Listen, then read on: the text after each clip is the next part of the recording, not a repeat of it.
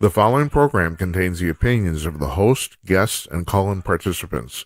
These do not necessarily represent the views of this show's distributors or sponsors. This program may contain obscene, profane, or otherwise objectionable language. Viewer discretion is advised.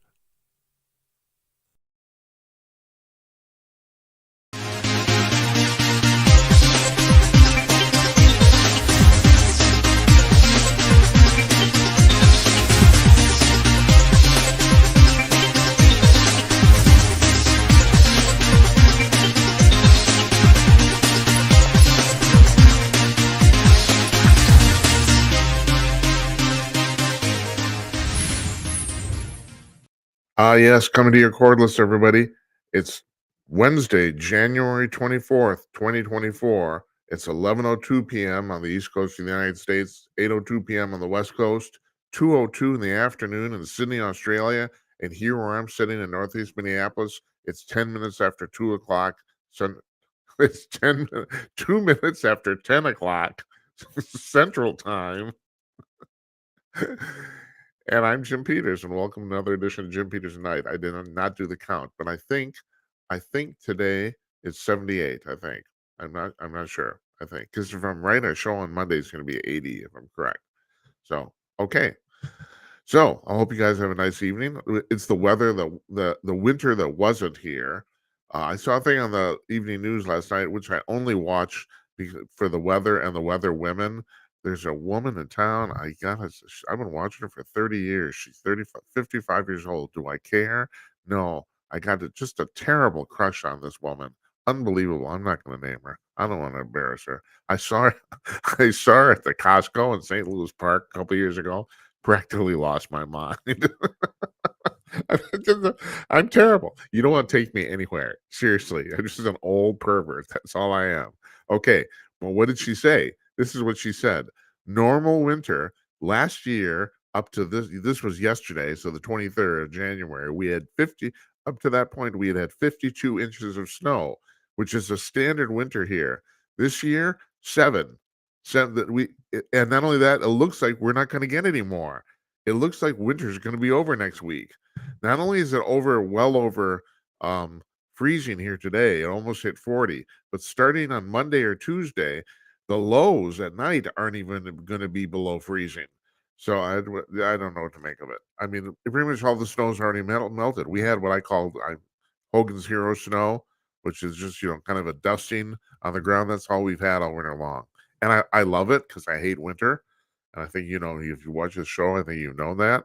But still, I'm actually happy to report this. So what's going on tonight? I'll tell you. We were supposed to have a guest tonight, Albert Rosales, the guy who writes the book series on humanoid creatures, called this afternoon. His mother's in the hospital, so we got to reschedule. So anyway, he's not going to be here tomorrow night. Mark Marcel, Bigfoot Hunter of the Year by Bigfoot Times Magazine, he is going to still be joining us. Monday, we don't, if you're new here, we don't do shows on Friday. Monday, we have the month in review panel. That's Tim Conaway, Don Zoro, Larry Newman. They're going to be all four of us. We're going to talk about the month, and it's basically just an excuse for us to screw around. That's basically what it is. So all these guys, they were regulars on the panel at Kong News. We did the weekend report there, and that was basically just an excuse to screw around too. So they said, "Well, let's recreate that?" Okay, fine. So once a month now, the last Monday of every month. Now, starting next Tuesday, we're taking a whole week off. So we're taking that's going to be what, the 30th, I think, January 30th through March. The next show is Tuesday, February 6th. But we might do a little pop-up show, special one on Friday night, February 2nd, because did we do one Friday show last year? I can't remember. If we did or not, but we might try this just for the heck of it. That would be exactly in the middle of the week we're taking off. So that would be Friday, February 2nd. I'm going to announce that for sure on Monday, whether we're going to do this or not. So, and really, seriously, and first of all, we don't have a guest tonight. So you notice the banners at the bottom. Please call. If you get a chance, call in, jimandnight.com/call. Now, it's a video phone call. We're the first talk show in America, and apparently this is no bullshit. Talkers Magazine actually said so. We're the first talk show in America to take video phone calls.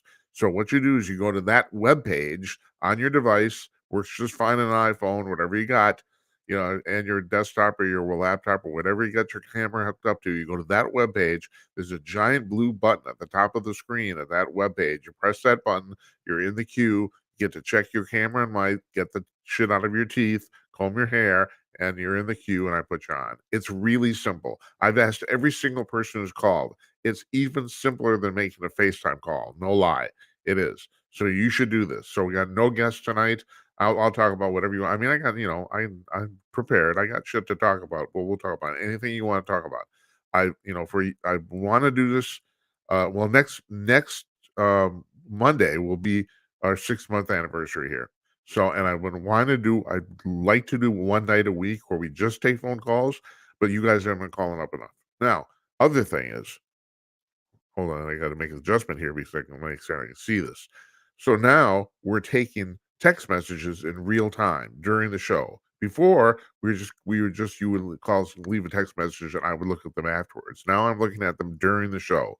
Same number right here, 408-458-5088. That number, you can text us. I will get it during the show. You can also text us when we're not on the air too. I'll still get them. And I got a guy who likes to text me and tell me about how my hair looks. Yeah, okay, fine. You didn't wash it. No, how do you know? How can you tell? and and uh and yeah, so and also you can also call and leave a voicemail at that number, 30 seconds, anything you want. We don't get many of them. If we get humorous ones, I will put them on the air. I will actually strip the MP3s on and put them on the air.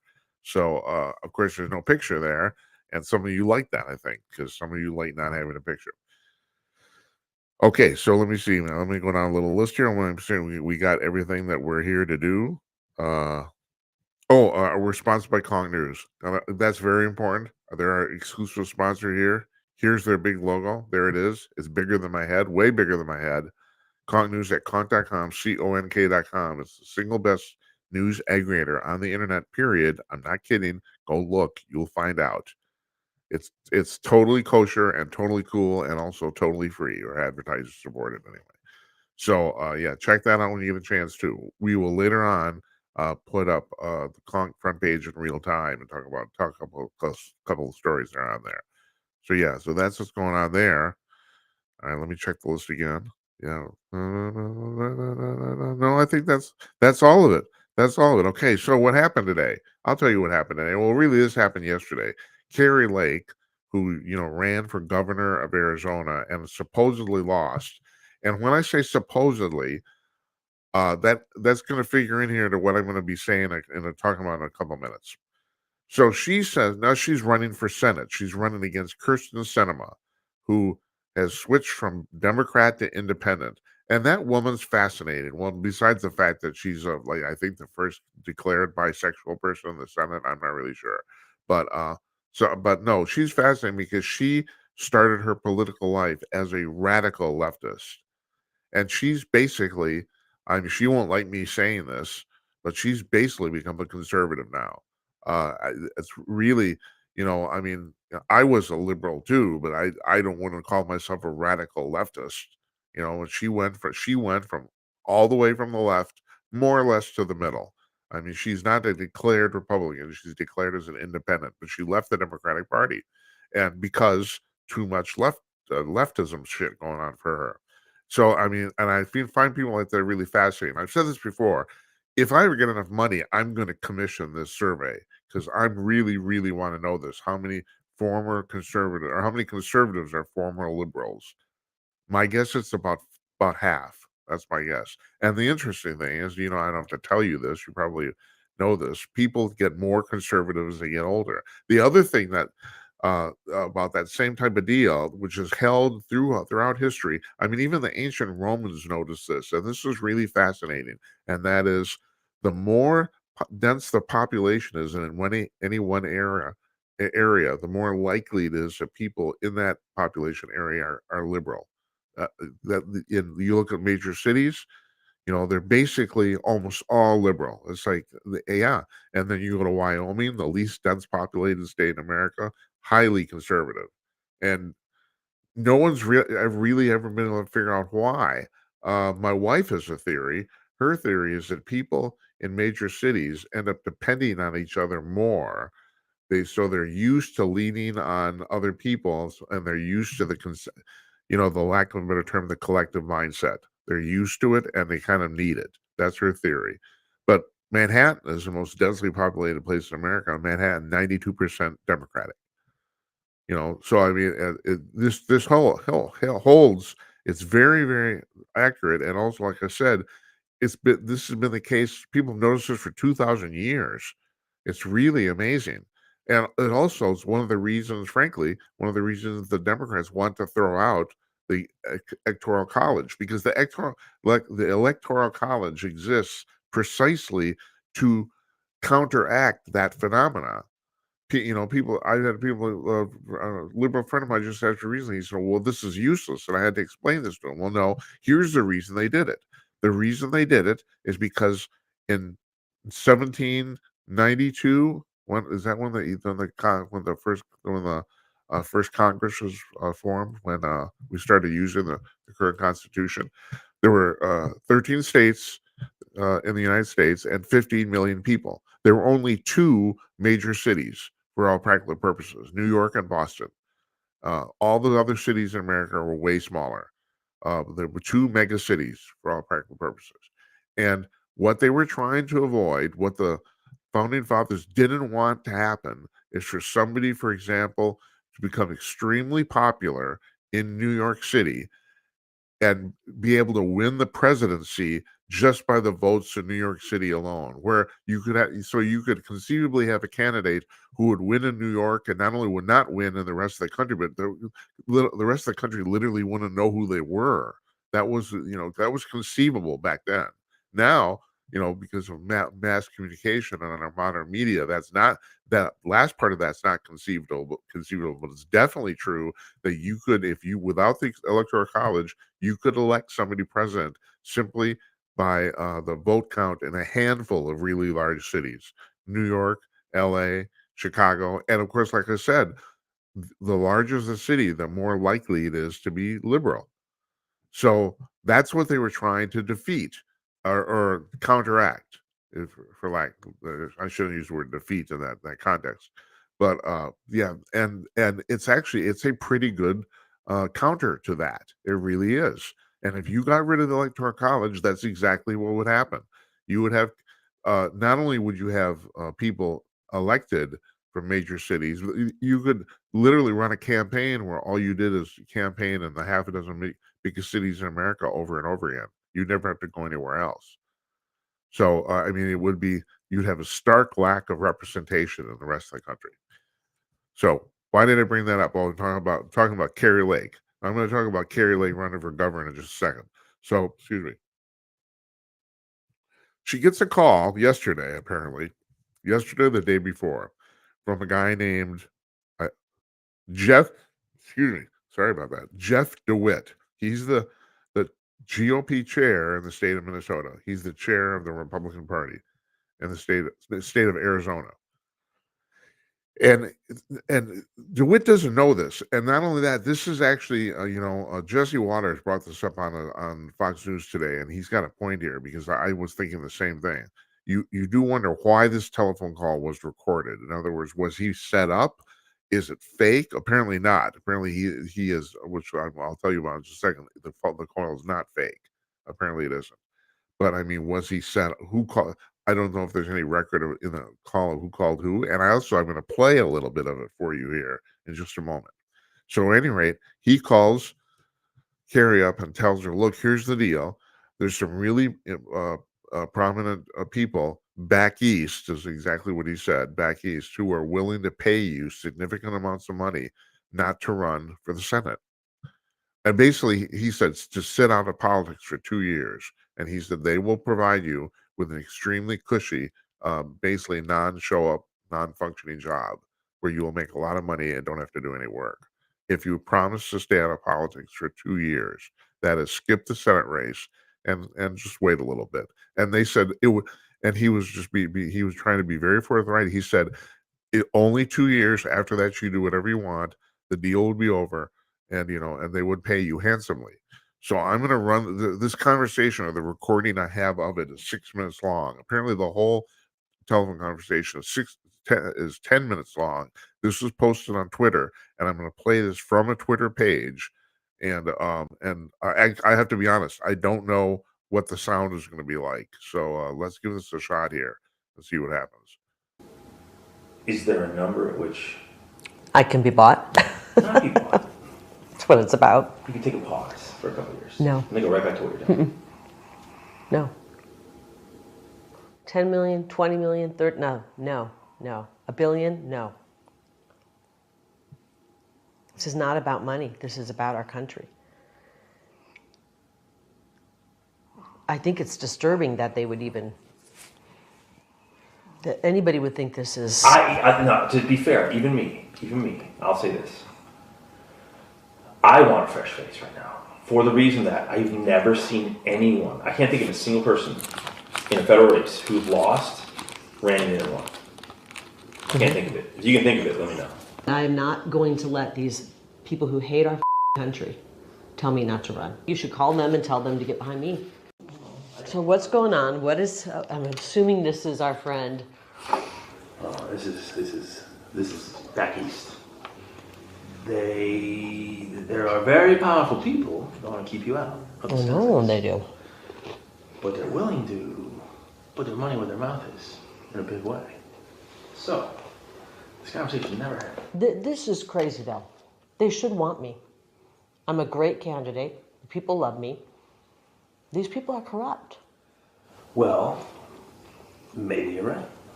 They are right. They are corrupt. Maybe. This is a wrap. Don't go. Do me a favor though. I don't get myself in trouble. This, if you say no, which is fine, it's your choice. Don't tell people. They're gonna try to have me murdered. I wouldn't doubt that either. Today's world, man. If that stuff that came out last week is right about the cartel stuff, man. They say the cartel's operating in 50 states right now. Like all 50, you know? So what's going on? Who is it? What? Forget the who. Let me just tell you the what. Let's just say there are people calling around saying, gosh, no, they can't repeat this. Never repeat this. If you say no, don't. Because say, I got offered to buy out. Don't use it. Because then we lose our ability to get things done in the future. Here's my problem. Rather than just say, let's work with her. She's a great candidate. Because they don't own me. And it pisses me off. Yeah, I don't know it's about ownership. It's about control. I don't know it's about control. It's about being on the team. I guess that's, you know what I mean? They want to be on the team. They want you to be on their team. But just team. You know? But if they're pushing a globalist agenda, I can't do that. So what do they want? What do they want me to do? They want you to stay out for 2 years. But, let me tell you what I can offer you. But, I said you can do whatever she wants, talking head, this and that. So, the ask of me was, it's kind of funny. So the ask I got today from back east was, it has to stay between us. Is there any companies out there or something that could just put her on the payroll and give her, to keep her out? And I said, well, what are you willing to do? Like, whatever we need to do. This is about defeating Trump. And I think that's a bad thing for our country. DeSantis is not America first. This is about the final death blow to Trump. And I don't think that's good for our country. And you know I love Trump. I love Trump. It's not good for our country, Jeff. It's not. But at the same time, I'm not even sure Trump can win again. I don't know that he can win again. I think what it really comes down to for a lot of people, it's not really about like control or agenda. It's just about the ability to raise money to win. You know, if you really want to know, all of politics boils down to money. I think. I always believe that. And even on their end, like what makes them the most money? I know all these consultants don't want their payday to end, and I don't want to make a deal with these kind of people. This is a hill worth dying on. I'm Still not, like if the they're guy, going he's to not- steal the election to make me and our movement go away, I'm not letting him do that. I owe it to the people of Arizona Or to carry their torch and their voice. you don't go away, but you pause. This is the battles right now, Jeff. You pause, and refill your coffers. No, the battle is right now. The battle is right now, and we don't have time to pause on this battlefield. You're not. You can't scratch their back. It's not afraid of you. Yeah. You don't have anything to offer them, and they're sitting around people that have stuff to offer them. You know what I mean? It's just it's a back scratching club. That's all DC is. It's a big back scratching club. You're in no position to scratch anybody's back, and you've already made it known that if you get there, you're not going to scratch anybody's back. I don't scratch people's back. You know, I've been on the outs with a lot of people for a long time because I don't scratch backs. You know, where are we in 2 years if they steal the election again? Listen to what you're saying. Why don't we do something about it? So that we, the people, can pick our... What can we do? I'm not willing to accept that. And I'm going to be the biggest pain in these people's... Go back and tell them that. I'm running, and I'm going to be the biggest pain in their... I'm willing to tell them that. And they're going to have to kill me to stop me. No, I know. Look, and You don't have to tell.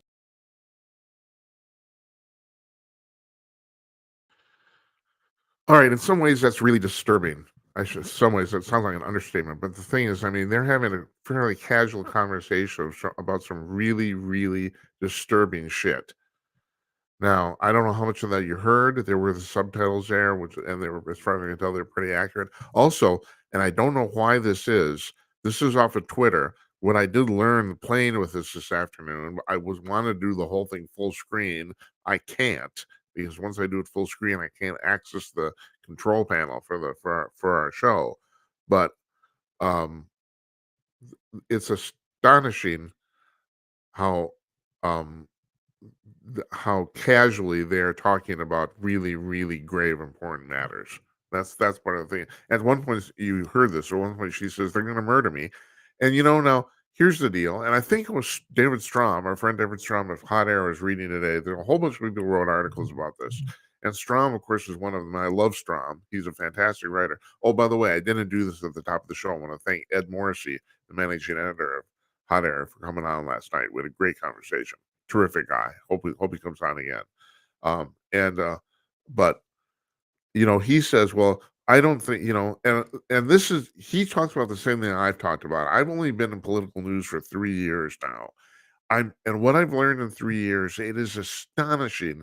You have no idea about the dirty backstabbing that goes on in this business. It is just astonishing what people will do to get power and money, both. And they usually kind of go hand in hand. Anyway, she says at one point, she says, well, they're going to murder me. And she kind of laughs. And Strom said, well, I don't think that's really true. I don't think it ever comes down to that. But then, yes, he's talks about the same things, some bad shit. Well, I'll tell you something. I hate to say this. I think sometimes it does come down to killing people.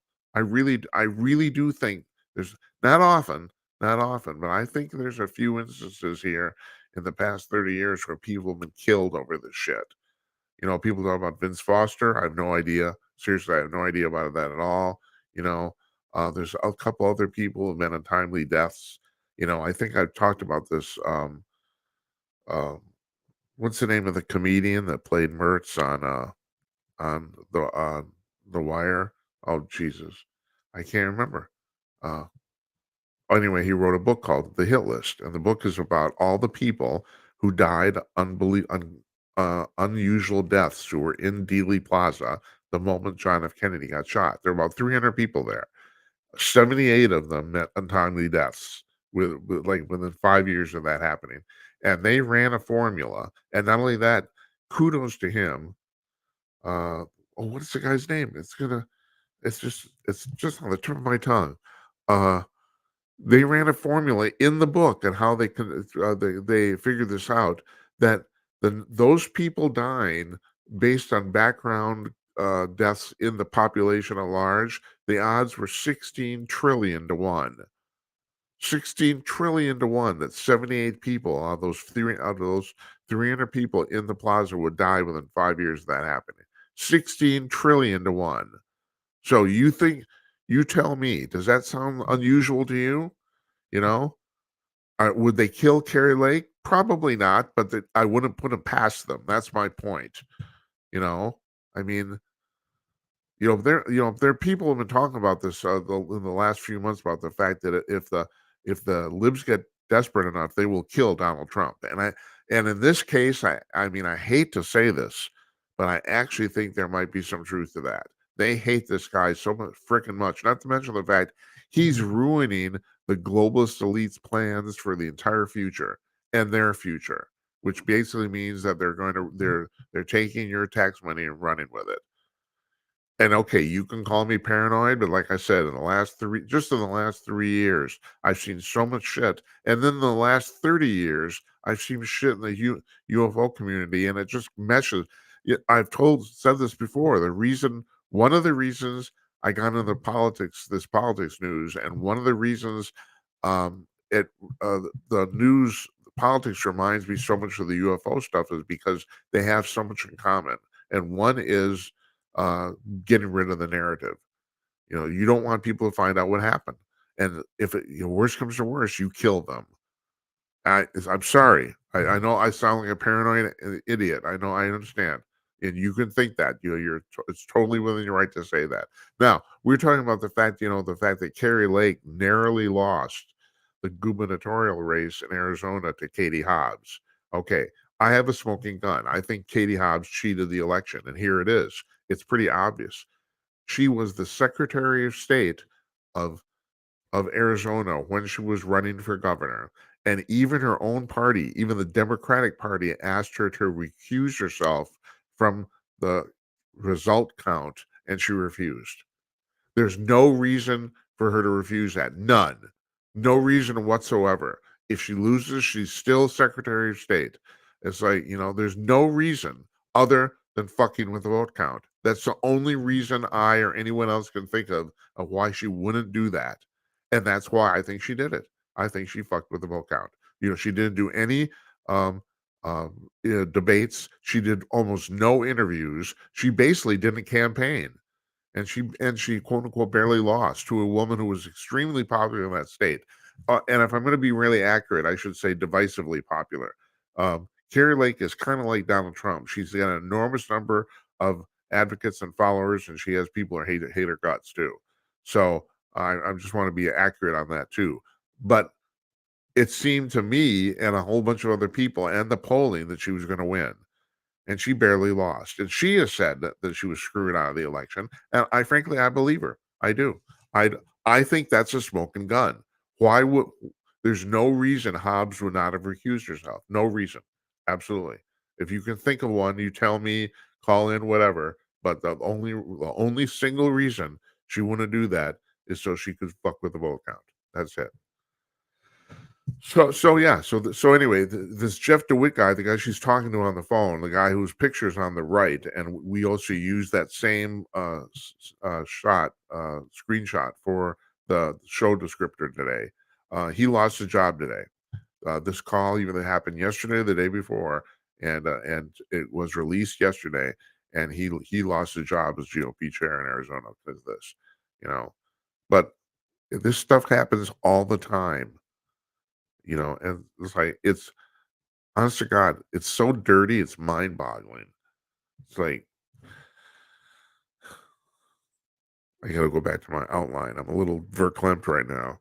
It's like I start thinking about this shit, and it's like, oh yeah, okay, so that leads me to this.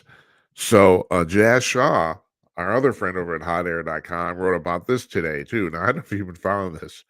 The mayoral race in Bridgeport, Connecticut. It's been redone 3 times, and it's going to be redone again because of rampant fraud in the vote collecting and counting. Their mayor's a guy named Gonin, if I'm right. I think I got this right because the guy running against him is named Gomes. They're very similar last names, but So this Gonin guy, he was mayor of Bridgeport for about, I think, 17 years. Then he got caught ripping the taxpayers off. He got caught in general corruption. He got thrown in jail for 7 years. He came back and ran. He got elected again. I just find that amazing. But he did. He got elected again. And at that point, he probably, well, I don't know. He was probably not in a position to screw with the vote count. But at any rate, a judge found that during the Democratic primary for mayor a few months ago that he screwed with the vote count, and so they did the election over again, and it would happen Sunday if I'm right. I think it was this last weekend, and he once again narrowly won. Every time they've done this, he has narrowly won. Um, it appears now that the Gomes guy who's running against him is accepting these results, but the fact is it's only a primary. They got to do this over again anyway, and they're both going to be on the ballot. But they've caught this guy's team relentlessly stuffing ballots into ballot boxes. I mean, on video, it's unbelievable. And all the people that on those teams that have been brought into court have all pleaded the fifth. None of them answered any questions.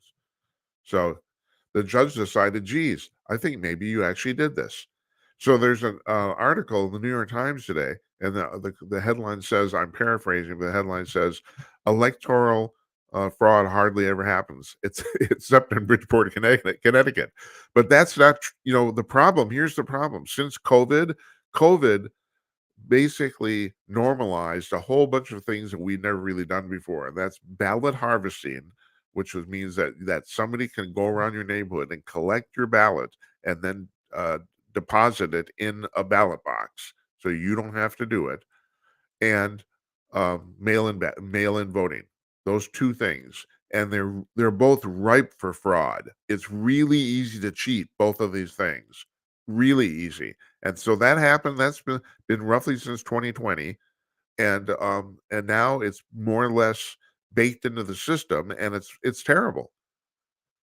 So I could make an argument, yeah, that maybe so also, and we'll talk about this on Monday because Tim Conaway, he's an election judge here in the state of Minnesota, and he feels very strongly about this. I mean, him and we argued about this, about the fact he says there's no substantive voting fraud anywhere in the United States, and I disagree. Now, in Minnesota, no, we have arguably the most sensible and safest system here to collect votes of any state in the union, and I really truly believe that. The thing is, we still use paper ballots. The counting machines are not hooked up to the internet, and all they do is count. And so once you have a count, you still have your paper ballots. It doesn't destroy them. If you have to, you can go back and count by hand. I mean, there's all sorts of safeguards, and he talks about it, and I know he's true here in Minnesota, in Maricopa County in Arizona. Yeah, I think they cheat constantly. It's like it's ripe for fraud, and Bridgeport, Connecticut, obviously. I mean, three times they've done this election because three times they've got caught cheating. It's hilarious. At some point, there should be some mechanism to disqualify the mayor after this happens a certain number of times or in a certain volume or capacity. I mean, this is stupid. It's like they know this guy's been cheating. He's been cheating for years, and they can't get him out of office because the election count it's rigged, but that's what it is. He wins. So it's very there's no mechanism to like you could argue with it. You can take it to court, and then they redo the election, which is what they've done here, and they redo it, and he cheats again. And Jazz had just a fantastic uh, line in this story. He says, "Well, they got caught cheating. You don't think they tried again, do you?" And he puts in big Italian letters. Of course they would. Why wouldn't they? It's true. Okay, what's the worst thing that can happen? No one's going to jail for this, and somebody should. It's just crazy. It's nuts. Excuse me.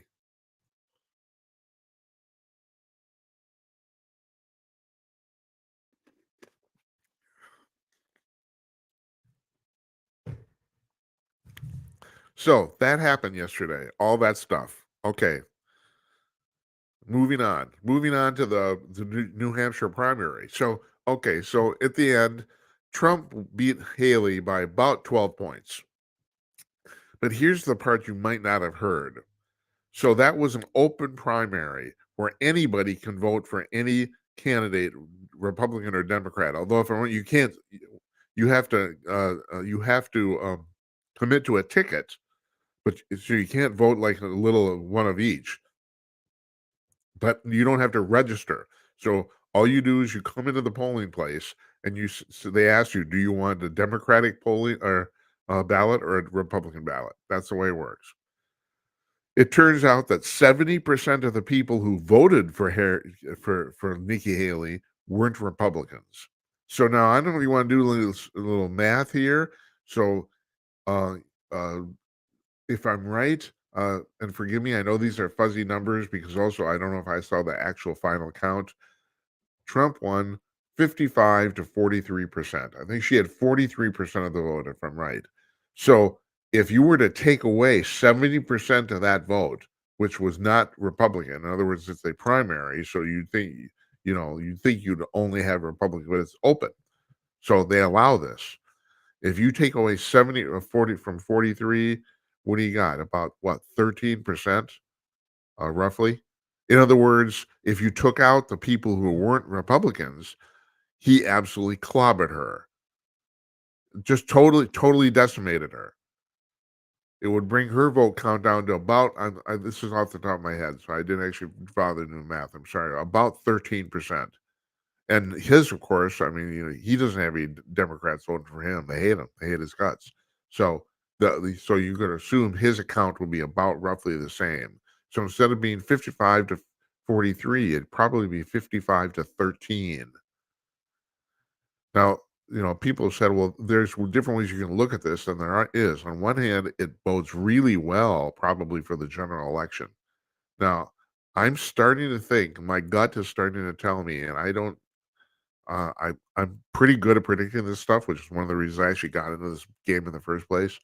I'm starting to think that in the present time, depending what happens, and also there's a huge caveat here too, which I'll get to in a second.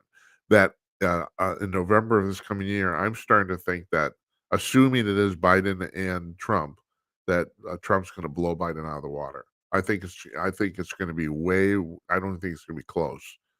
I'm starting to think that when people go into the polling places and they remember how shitty the Biden years have been, I think that a lot of people are going to vote for Trump. They're basically going to hold their nose and do it.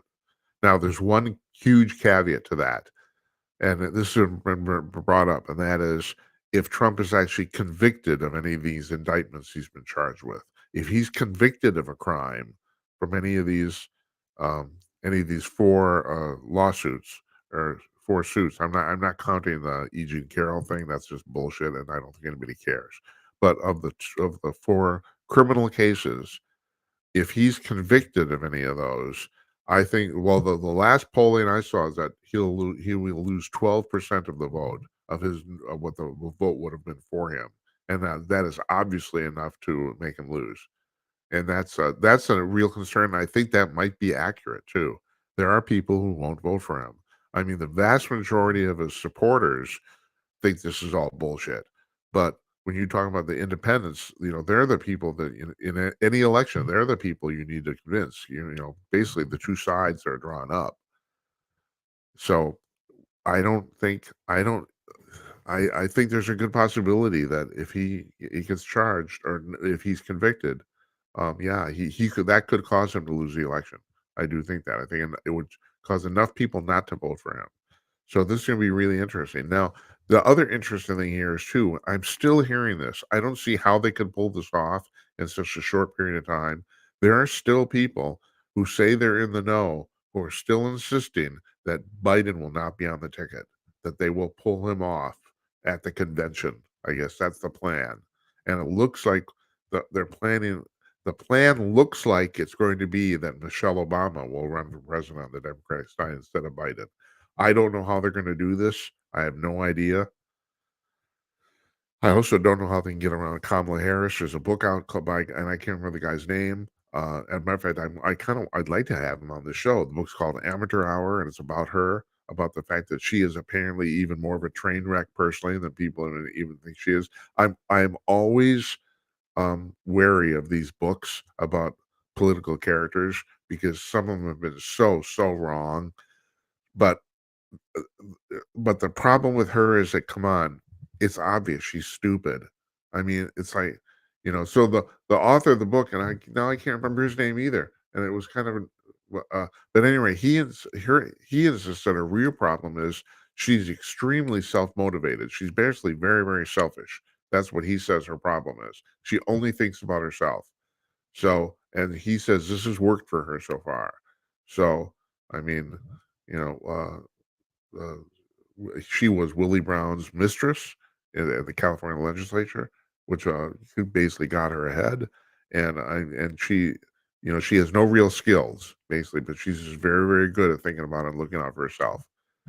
And she doesn't have any skills. It's obvious. I mean, she's been doing this now for 3 years, and you stop and think about this. And this was my first thing when she started running, and people forget about this. On the day she announced her candidacy for president, when she was actually in the Democratic debates, 20,000 people showed up at that announcement. She filled Union Square in San Francisco. It was fantastic. And I'm looking at this woman and I think, well, she's pretty damn good looking. She's attractive. And she has an infectious laugh. She seems like she's a charismatic personality, and all that stuff's still true. Problem? She has no abilities whatsoever. None, as far as I can tell. She can't do anything. And of course, this is one of the problems with people in politics in general. I've said this before. It's the old perversion of the Woody Allen quote: "Those who can't do teach. Those who can't teach Jim." I've added: "Those who can't teach Jim go into politics." It is a profession for losers. It's a profession for losers who want to make big money, like attention, and frankly want to get laid. It's like that. It's in that sense, it's just like the music business or the movies or the film business. I mean, I can't tell you. I've been involved in the film business enough to know. I'll tell you this: that half of the movie directors in the United States, half of them are charlatans. They basically can't do the job. They're propped up by their staffs, their egos, all sorts of. They're basically incompetent, and they get movies made, and that's the reason there's movies. There's so many movies are bad. Jay Leno's talked about this all the time. You want to hire somebody who's really, really good, hire somebody from the television business. You have a limited budget and you have to get your show out in 7 days. You don't have a choice. It's very difficult to tolerate incompetent people in that environment, and it is. He's right. That's why television shows are way more successful on a percentage standpoint than movies are. That's the reason. But it's the same with politics. You have a whole bunch of people in politics. I mean, you want to get elected. It's basically a high school popularity contest. I mean, it has nothing to do. It basically has nothing to do with anything. This has been my entire beef with politicians since I started doing this, and that is, I don't really care what you have to say. I don't. What can you do? That's the thing with Trump. I voted for Trump the first time. Not that I thought he'd be a good president. I knew Hillary, was going to be a disaster. I knew that. I was positive of that. So I thought, okay, let's give this guy a shot. I don't know if he could do it. I didn't know he was going to do a good job. I thought there's a very good chance he was going to be a disaster too. And he wasn't. So that's the thing. So now you have somebody with a proven track record. Joe Biden, the vast majority of people going to the presidency, there's no precedent for it. There's no job you can point to. I mean, people like to say governor, and that's the closest thing, but still, there's a whole bunch of governors who are bad presidents, good governors, and bad governors who made good presidents too. And the one that comes to mind, of course, is Jimmy Carter, who, like I've said before, probably had the best pedigree of any president going into the presidency. I mean, he had like the perfect resume for doing it. Still didn't work. Now, granted, okay, maybe there's some bad luck involved there and all that sort of stuff, but still, some of it was his own doing. I mean, he made some really bad decisions.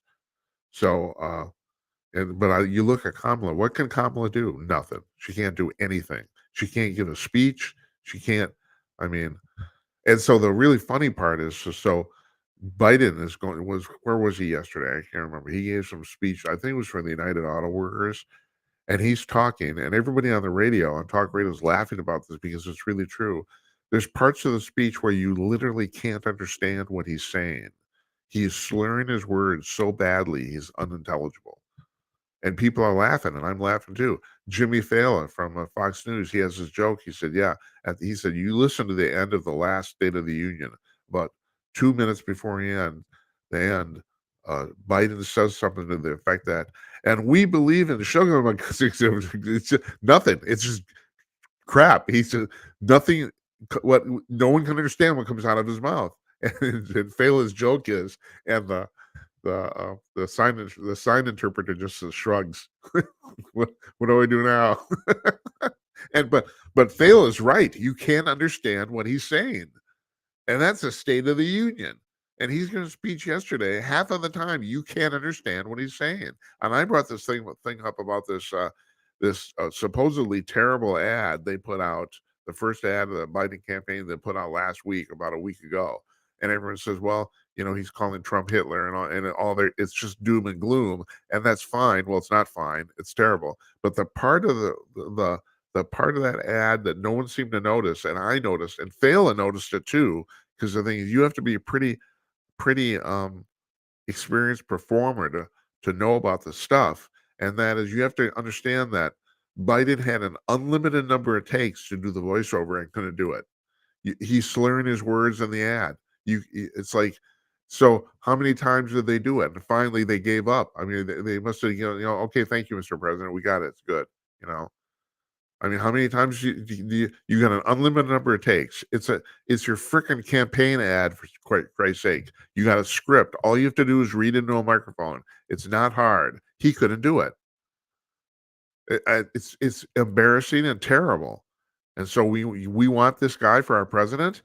No. Yeah, I mean, we have a whole administration here of just unbelievably incompetent people. I mean, just spectacularly bad at what they're doing. They can't even do their own policies, which I think are terrible. But even that they can't even do what they want to do, let alone what the American public thinks they should do. So now they're putting this. They have this latest. They're trying to put together this bipartisan bill to seal the border up, right? So I don't know if you guys have heard about this. So there's been 10 to 15,000 people coming through every day, every single day. And so they figure they don't even have an accurate count of how many people come in, because they don't even know how many people come in completely illegally without even talking to a border agent or anything like that. But the best guess is about 8 million people in the last 2.5 years have come in. 8 million people. All right. So the population of the country is 330 million, which means it's well over 2% of the entire population of the country. And that, you may not think that's big, that's enormous. That's also, if you gave all those people the right to vote, that could change every single election easily, because right now our elections are so close that, and that was the idea. Corinne Jean-Pierre gets on the podium today, and Steve Ducey's asking, no, Peter Ducey, excuse me, is asking her about this whole thing about this border bill. And she says, well, the president on his very first day in office, he proposed a bill that the Republicans didn't want. You know what that proposal was? That they give amnesty to every single legal person in America, that they just give them all citizenship. Well, geez, I guess we didn't go along with that, did we? But now they want to get to the point, okay, 10 to 15,000 people are coming in illegally every day. They want to get to the point where they won't do anything about the Democrat proposals. They won't do anything about the first 5,000 of them. But after that, once they've passed the 5,000 mark daily, then they'll start to crack down. What a great idea. That's fantastic. So we'll just let a few of them in illegally. We'll let 1/3 of them in illegally, but the rest of them we'll crack down on. Excuse me. I wonder what the point of that is, huh? And if you can crack down on the other 5 to 10,000, how come you can't crack down on the first 5,000? Let's try this. 0. We're not going to tolerate anybody. 0. How about that? We tried 0. But no. Are you kidding? You're racist. Oh, Jesus Christ. Oh my God. Uh, okay, I've talked about this. I talked about this yesterday. Hold on a second. I need a little break here.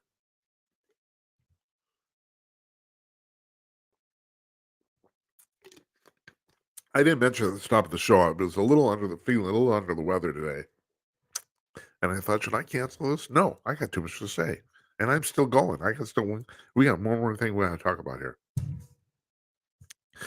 I talked about the fact that the LA Times was laying off 20% of their staff.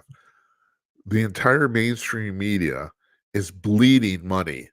I mean, it's been disastrous. The LA Times is laying off 20% of their staff. The New York Times is laying off 25%. The Washington Post, their subscription rate dropped, 25% in 1 month. They lost 25% of the subscribers in just the month of November. I mean, it's not going. The Washington Post is losing $100 million a year. The LA Times is losing about $40 million a year, almost 1 million a week. And the guy who owns it, he's a South Korean biochemist billionaire. He says he's literally writing out of his personal checkbook. He's writing $1 million checks every week to keep the LA Times afloat. So this is not going well. But this is what occurred to me. And this is the part, and I'll tell you why it's not going well. All these newspapers are run by far, far leftist lunatics, all of them. As a matter of fact, the problem with the LA Times in particular is this guy's daughter, the guy who owns it, his 30-year-old daughter, she's basically become a scourge in the newsroom. She's a hyper leftist progressive, and she literally goes into the paper and tells people what to do. And they're trying to ignore her, but she won't let them ignore her. And of course, my daddy owns the paper. Do you want to get fired? You know, so, but and that's the problem is all of these outlets are run or owned by far left individuals or corporations. And what they don't realize, which is what also gets back to the point where I think Trump is going to win in the fall, unless something like weird happens, or like I said, he's convicted or something like that. But what they don't realize, and I've come to the conclusion that I don't actually think they truly don't even know this. They don't realize it. Is that they're in a distinct, they being leftists, far left people. I'm not talking about liberals. I'm talking about leftists, the really people on the far left fringe. They're in a distinct minority, but they don't think so. They think the rest of the country thinks like them.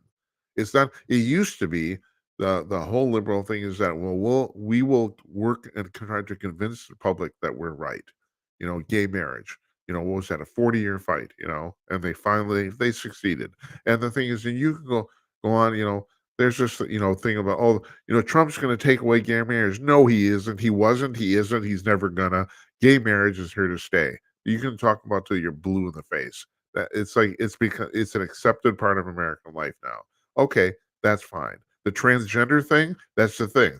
So you'd think that because you're dealing with sexual expression, that those two things are kind of aligned with each other. And then you got that whole alphabet, ideology icon thing, LGBTQ plus. Who the fuck knows how it works?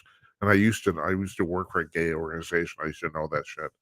But you would think that those two things are right next to each other, and actually they aren't at all. They have, and I'm waiting, and I'm not the only person talking about this. I've heard my gay friends talk about this too. The gay community is going to revolt on this at some point. They are. They don't want. They're going to get sick and tired of being tired, uh, uh, tied to these trans people, and they're going to say no. We're cutting you off, and I don't mean figuratively. I mean figuratively. Because here's the deal. Okay, I'm absolutely convinced that homosexuality is genetic. They have not proved that yet. They have some ideas, but they've done some research. But here's my proof. My proof is it's been with us throughout history. You go back thousands of years. There have been gay communities, and also this is even more important. I think every mammal. I think there's one single one that doesn't, but every single mammal has a homosexual population of about 10%. That's animals, not humans. And I don't think they're thinking about politics. I don't think they are, you know. So, and I've always said the reason we know gay people exist is because everybody knows who they want to have sex with. Everybody knows that. Why? Testosterone. Doesn't matter. Male, female, you still have some. Men have a lot more, but women have it too. You know who you want to have sex with. And my lesbian friends will talk about fake lesbians. Those are lesbians who basically they're only lesbians because of politics, and they hate men. They're not actual lesbians. So I'm totally convinced that the gay thing is completely real. I have been for many, many years. But the thing. So here's the deal. Okay, it's transgenderism. Don Zoro asked me during one of our Call News podcasts about a year ago. He says, Jim, we're both the same age. We're 67 years old then. He says, how many transgender people have you known in your entire life? I said 2. And he said, same with me, 2. So you'd think, and him and I, we're in different professions, but I have met, because of what I've done for a living, I have met way more of the public than the average person, and the same with him. I can't tell you what he does for a living. It's a little secret, but he has met way more of the public than most other people. And we've known 2 transgender individuals. So the thing with transgenderism, there are people who want to tell you that there's nothing to this at all. And I will tell you that's not correct. There is. Transgenderism is real. But that said, there's very, very, very few people who actually, for lack of a better term, suffer from it. Very few. Very few. The New York Times says it's 1 out of every 200 people. I think that's high. I think it might actually be more like 1 out of every 1,000 people. I mean, it's a very, very small number of people who actually embody this phenomena. And so all of a sudden, we have people, and you have to notice this too. It's not the transgender people that actually push this. It's the liberals, leftist liberals who are pushing this, that want us to basically upend our society to extremely accommodate an extremely small number of people. Now they're trying to, for whatever reason, they're trying to increase the number of these people by basically recruiting youth. They are. I mean, they are. They can go onto the blue in the face. This is what's going on right now. So my point is, the reason I brought this up is I think the gay community is getting really, really tired of having. They're getting tired of having to accommodate such an extremely small minority that basically didn't need any help in the first place. I mean, maybe it's not that, if you're a man and you want to put on a dress, maybe that's not that accepted right now. It is, or it isn't. But still, the fact of the matter is, you can still do that. You won't get thrown in jail. You know, So, and so, yeah, the reason I brought that up is because I get back to the thing about the newspapers, and I know you may think this is a crazy sort of tie, but the liberal agenda, they either don't understand that they're a distinct minority, or they don't even know, they don't believe it, and they are. So here's another example: Bud Light, Dylan McVaney. Now that guy bugs the shit out of me. Yes, he's a guy. I'm not going to use this fucking pronoun. I'm not. You know why? He's not a transgender person. He's a drag queen. And drag queens have been with us forever. And I do have a hard time with drag queens performing for children, but I don't have any trouble with them otherwise. Say you want to put in a show for adults, God bless you. We love it. Like I'll come and sing along. I don't have any problem with it. But this guy is a performer. He's a drag queen. He's not a transsexual person. I don't even care what he says about it. I'm convinced just looking at him. So Bud Light decides to sign him up to endorse beer, and their sales not only pump up by 30%, they don't come back. But here's the thing that's never gets brought up about this: there was no organized boycott to cut off Bud Light. None. Millions of people just stopped buying it. I'm not a beer drinker. I want to buy it. I'm not going to support that crap. That stupid twerp with his face on those cans. Yes, and that's the thing. He is not representative of the transsexual community, and that's the reason I'm going to sit here and call him a stupid twerp and won't recognize his pronouns. He's a guy. He's a drag queen. He's a performer. He's there for the attention. That's what he's there for. So, but getting back to my point here about the newspapers too, this is the problem. You have a chunk of society. I've said roughly 10% of the whole, or 20% of the Democratic Party, that doesn't understand the fact that the majority of people in America don't think like them. They they can't grasp this concept. So they assume if they're putting woke crap in the newspaper that people will buy it. And that's completely not true. And every company that's tried to do this has fallen on their ass. And they're going to continue to fall on their ass because it's simply a matter of numbers. It actually has nothing to do with ideology. It's plain simple marketing. And that's the thing that's what bugs the crap out of me, that nobody in these positions wants to even recognize this. You can talk about the fact that, some woman at Disney's going on about the fact, yeah, we need a woman to direct another Star Wars movie. Actually, we don't. We don't need, it doesn't matter what the gender is. We just need another really good Star Wars movie. It doesn't matter whether you're a man or a woman directing it. It does not matter. But they think it does. And they think that because look, we got a woman directing a Star Wars movie, they're going to sell a lot of tickets. Bullshit. Only thing that matters is if the movie's any good. That's the only thing that matters. I mean, this is so simple. It's mind-boggling. You put woke shit in the newspaper, people stop reading it. You're wondering why 25% of your subscribers disappeared in 1 month? You put a bunch of woke shit in the newspaper, they don't want to read it anymore. It doesn't relate to them, first of all. It doesn't. And that gets back, that's exactly my point here. It's like you're putting stuff in the newspaper that the vast majority of the public has no relation to. And so you're going to stop reading. It's not even that they don't like you or or don't like trans people or any of that sort of shit. It has nothing to do with that. It's just, it doesn't have anything to do with me. So I'm going to stop reading it because I'm not a trans person. And like I said, hardly anybody is. And that's the real problem with this whole thing.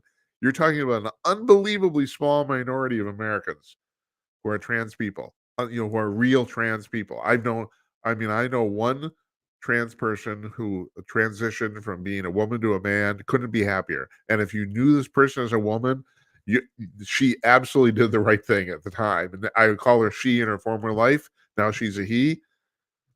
She's very successfully a he. You can't tell she used to be a she. And yeah, she did the right thing. There's something went wrong there. There's no doubt. That's why, I know this person, and because of that, I know transsexualism is real. Transgenderism, it is. It is. But like I said, very, very, this applies to very few people. Very few. So you got, and this has nothing to do with that topic anyway, but I'm just going to bring this up. And I think I brought this up the other day, last night or the night before, about the fact that a guy named Mark Simone, he's a talk show host at 770 AM in New York City, very famous talk show host, actually, radio talk show host. He thinks that by the end of this year, both the New York Post and the New York Times will no longer be making printed newspapers. Now, I've asked a lot of people, my friends in the media business, because of this will be the benchmark moment, or like when the last day, when will the New York Times stop printing a printed edition? And my answer was actually 30 years. I thought this would happen after I was dead, and supposedly the statistic right now is like, well, and these are statistics for the Post, the New York Post. They 3.5 million people access their website every day, and 80,000 people pay for the printed edition. Now, that's not from a percentage standpoint, that's not very high, but still, it's 80,000 people. And the weird thing, as I was saying before, when I was previously discussing this, and that is nobody's ever figured out why yet, although I have some ideas. But ads in the printed newspaper seem to actually work. Display ads online don't. So for that reason alone, I thought they would be printing the printed edition of these newspapers as long as they possibly could, because they can still charge reasonable amounts of money for these ads. Because I mean, you talk to any businessman who's ever bought these ads, if you put a sale in there and put in a telephone number or whatever it is, that these ads work. you can get a reasonable rate of return off of them. And that's the only thing that matters in advertising. You put ads online, nobody clicks on anything. Nobody. Now, I have some theories about why that is. I think I'll save those for another time. But yeah, that's the way it is right now. So so his point is everything's going to be based on subscription, because online you can't use advertising. I think there's a way you could do advertising online where it would work, but I don't think anybody's willing or able to do it right now. But he's absolutely right about that. I mean, it's like, and I'm going to make a little. I'm going to shill here uh, for the people of Hot Air too. Ed Morrissey, at our the last thing he mentioned in our interview last night about the fact, that they have a VIP tier where they basically take subscriptions, and I belong to that. I mean, I signed up for the premier version, which means you can access the paywall on all the town hall properties. I think there's 6 of them, 6 different websites. I'm in the news business. I got to read this stuff, so it's like that. I tell you, it's well worth the trouble. It is. And was it Jazz or David Strom that was talking about the fact that I think it was Strom who was talking about the fact that sometimes they put stuff behind a paywall just because they know there's no way it'll monetize from a regular standpoint. But at any rate, it's you want to check that out with them. Now Con News, I'm not going to put up the Con front page tonight because we're going over time here, and I have to, because we ran that video from Twitter on Kari Lake. There's some stuff I had to do here, so I'm not gonna stop. But at any rate, there's Conk does not have a paywall, and it's all free. So you want to go check that out. CONK.com. Conk has all the stuff that's not paywalled from all the town hall properties, all the Salem media properties, National Review, 75 different publications. And it grabs that news every 3 hours. You can't go wrong here. You really can't. It's free. Yeah, so check that out when you get a chance. Conk.com, CONK.com. Okay, so I think we're done for the night.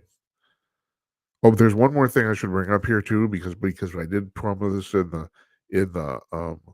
the show description on the websites, and that is, this was in the debrief. Jazz Shaw writes for the debrief too. That's at the debrief.org, and that's kind of a wonky science website.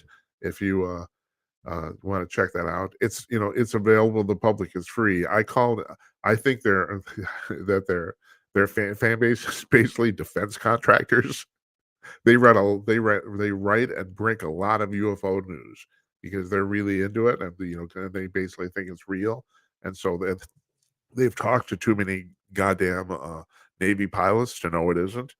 But at any rate, there was an article in the debrief saying that a bunch of scientists in China, believe it or not, in China, they made the world's smallest knot, 54 atoms.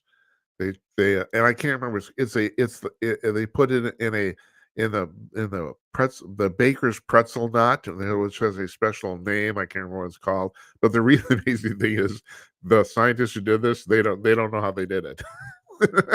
They can't reproduce it because they don't know how they did it. They don't know how it happened, but it happened. So the previous record was 64 atoms. Those guys, they did that on purpose. That was deliberate. But they did 54 atoms now. All they ended up with is Suzu pretzel. So that amuses me. Holy shit. So I'm going to leave you with that tonight. So tomorrow night, Mark Purcell, he's the Bigfoot Hunter of the Year, named by Bigfoot Times Magazine. Daniel Prez, we've had him on. He's the editor of the Bigfoot Times. We're going to talk to him tomorrow. We're going to reschedule Albert. I have an idea. It's going to be February, but I'm going to run that by him. He sent me an email around 2 o'clock this afternoon. Said, sorry, got to cancel. And he said, I want to reschedule. And yeah, we'll reschedule that. So he'll be back. Once again, he's written 15 books on the subject.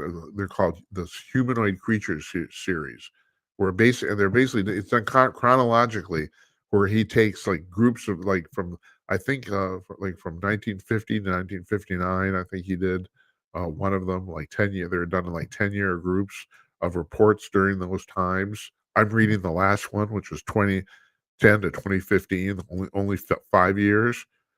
He says that's going to be his last book, but I'm starting to think that based on what he sent me, that he might be reneging on that. I don't know. Anyway, it's really, really fascinating stuff. You do wonder. I'm sure some of it isn't real. It's just that people are just goofing with him, but not all of it. There's too much of it, and too much of it coalesces and correlates with itself.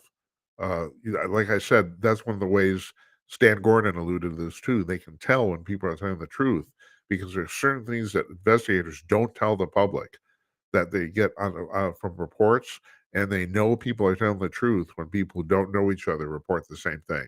That's the standard, one of the standard methods. So I'm sure it's not all BS. So anyway, I have to say, I've been reading this book. It's pretty damn interesting. Some of this stuff pretty there. Stan talked about this in his interview a couple days ago. There's shit going on that we have no idea what it is, and he's right.